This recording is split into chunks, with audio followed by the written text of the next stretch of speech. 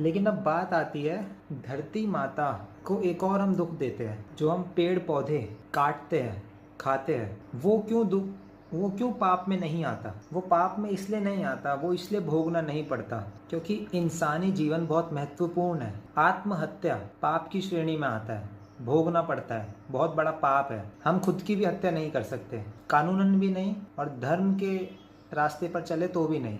इसलिए खुद को बचाना एक पुण्य का काम है। वो पुण्य का काम हम मजबूरी में धरती माता से लिए गए जो चीज़ें हैं, धरती माता से ली गई जो चीज़ें हैं, उनको खा के जिंदा रह के करते हैं, जो हमको मजबूरी में करना पड़ता है ताकि हम लोग जीवित रह सके और बाकी सबका कल्याण कर सके। धरती माता, जीव जंतु जो हमारे भरोसे है, जो पशु जो हमारी गलियों में घूमते रहते हैं, वो सब हमारे भरोसे है। क्यों?